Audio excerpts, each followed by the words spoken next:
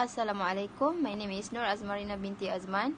So today our group want to present about liberalism and birth of new democracy in early Malaysia political system in 1957 until 1969. Assalamualaikum. My name is Amir Rushdi Berunaizu. By promising independence to Malaya, British officials start negotiation with various ethnic leaders, including United Malay National Organisation (UMNO) and the Malayan Chinese Association (MCA). The Malayan Chinese Association or MCA was founded by wealthy Chinese businessmen in 1949. Meanwhile, the National Front or Barisan Nasional (BN), comprising the United Malay National Organisation (UMNO), led by Tunku Abdul Rahman, moderately aristocratic.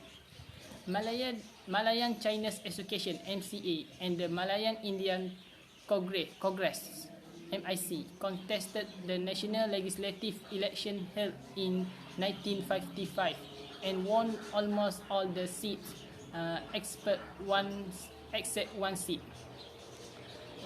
Because of that, this is become the starting point in the formation of the political pattern in the country. It also remained the first ruling coalition, namely the National Front, or in Malay Barisan Nasional (BN), or previously known as the Alliance Party United. It is based on ethnicity, mostly elite parties by moderate to conservative, with the United Malay National Organisation (UMNO) as the leader and main force in the coalition.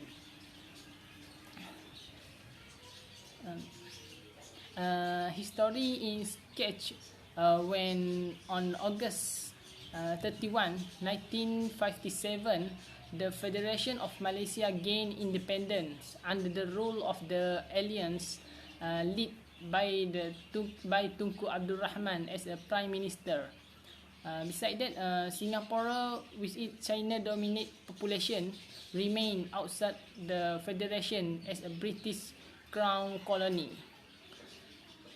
The agreement is likely to give support to the Malays politically with United Malay National Organisation (UMNO) leader hold most federal and state office and government rotation among various Malay sultan. But the Chinese were granted citizenship, liberal and maintaining strong economic stretch. Kuala Lumpur became the federal capital. Assalamualaikum warahmatullahi wabarakatuh. My name is Akil bin Jafri. My part is I'm going to explain about the Federation of Malaya. Accordingly, in 1951, a member or a quasi-ministerial system was introduced under which 9 nominated members of the Federal Legislative Council. It were made responsible for various ministers of departments. In 1952, the Federal Executive Council was expanded to include all members with the portfolios.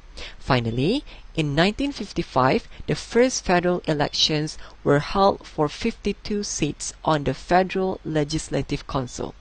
The alliance UMNO, MCA and MIC won 51 of the 52 seats, and its leader, it is Tunku Abdul Rahman, or we call it the Tunku, became a chief minister. 6 months later, the Tunku led a Malayan delegation to London to negotiate for independence.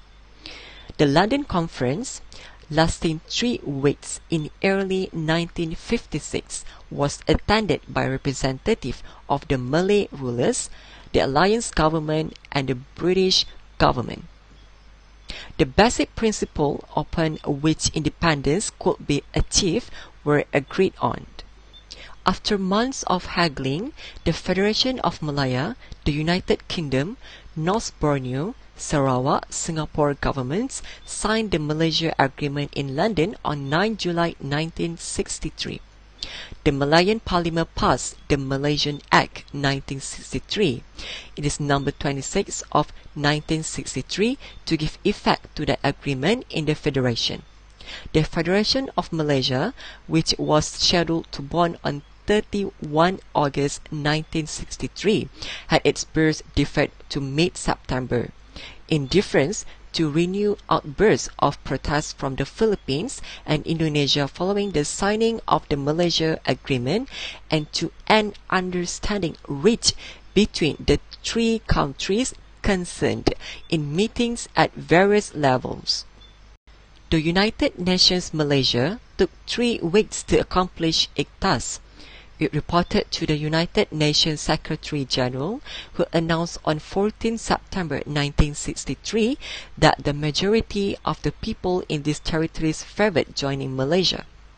On 10 September 1963, the government of the state of Kelantan brought an action for a declaration that the Malaysia Agreement and Malaysian Act were void or alternatively not binding on the state of Kelantan.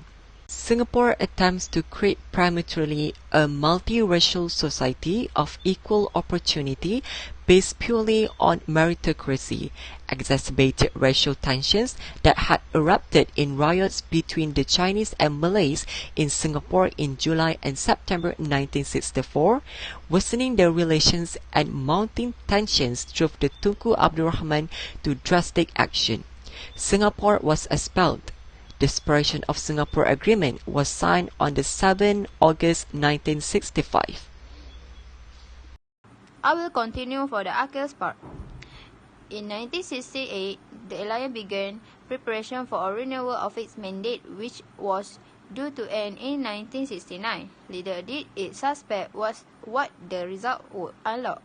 As far as it was concerned, the 1969 general election was to be a routine affair, and there was no doubt in the mind of alliance leaders that it would win as decisively as it did in 1964. After all, the cancer that was Singapore had been cast off in 1965. The economy was happily humming, the Indonesian confrontation had just ended, and diplomatic relations with the Southeast Asian giant re-established, and the opposition was weak and fragmented. The alliance boasted that it could easily win more than 2/3 of the 144 seats in the Dewan Rakyat, or about 2/3 of the 104 Peninsular Malaysia seats, capture Kelantan and retain control of all the other state legislatures. May 11, 1969, when the result of the May 10 election were known, the alliance had won only 66 seats, down from the 89 it won in 1964. It also lost Penang, failed to capture Kelantan, and come close to losing Perak, Selangor, Kedah, and Terengganu. The DAP, which reconstituted itself from the People's Action Party, PAP, won 13 seats when the Singapore-based party had only one in 1964. PAS got 12 seats, an increase of 3. PPP won 4, an increase of 2, while the new party Gerakan won 8. Even though the alliance had not lost power and Sabah and Sarawak had yet to decide, the Malays were alarmed.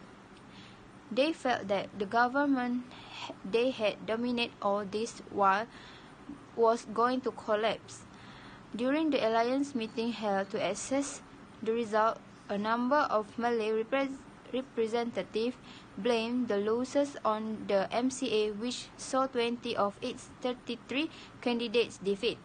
Hurt and weak, the MCA announced on 13 May that it would not participate in the government at federal and state levels. The MCA announced on 13 May that it would not participate in the government at federal and state level. What appeared as punishment of the MCA by UMNO became an additional factor contributing to further racial tensions and anxieties. On 12 May, Gerakan got police permission for 1,000 party members and supporters to hold their own demonstration that evening. Word got around quickly and the number swelled to 4,000, which later broke up into smaller groups that conduct their own demonstration away from the restraint of party leaders. Meanwhile, group of Malays from outside Kuala Lumpur gathered at Selangor Menteri Besar Datuk Harun Idris' house in Kampung Baru.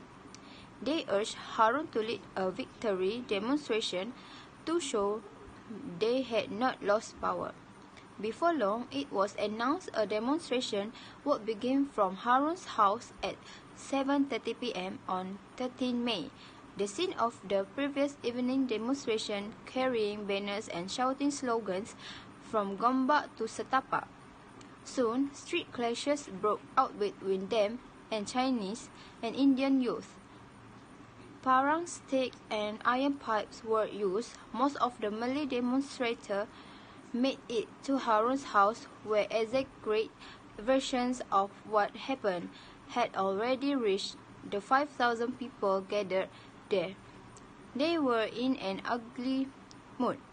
Word of what happened in Setapak and Kampung Baru spread, and within hours, the whole city was engulfed in communal rioting, the size of which had never been experienced by the country before.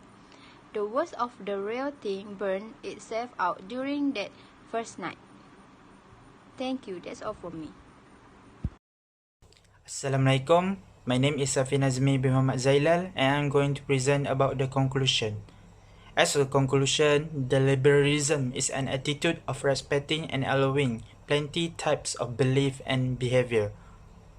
However, the fact of liberalism is a part of nation in early Malaysian political system, as the Prime Minister Tunku Abdul Rahman has built this country on a very concept of liberty and justice. Liberalism exactly consists of principles such as rule of law, free market, limited government, and individual responsibility and liberty.